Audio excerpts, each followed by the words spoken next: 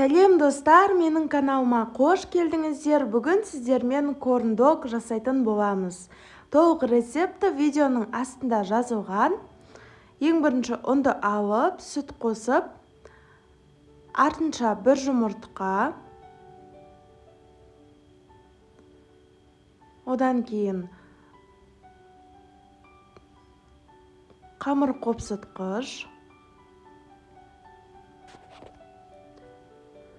паприка, шекер,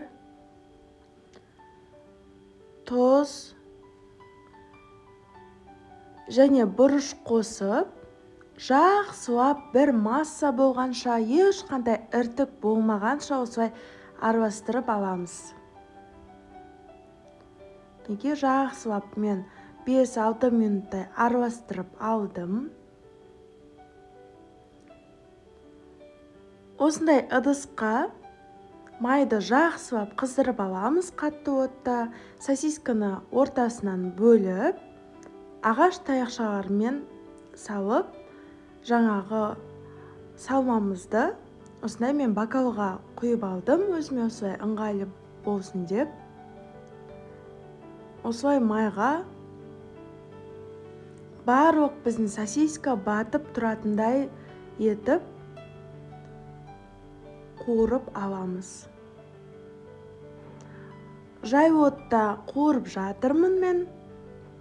Өйткені іші бәрі жақсы піссін деп, осылай мінекей жұқа етіп бір батырып аламыз. Сонымен майды көбірек те қойсаңыздар болады. Осылай барлық жері батып тұратындай етіп, жақсылап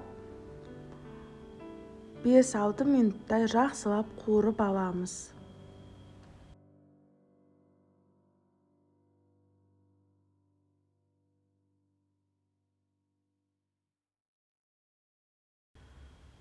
Жасалуы өте оңай әрі өте дәмді болып шығады.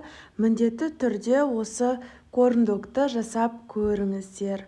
Ас болсын!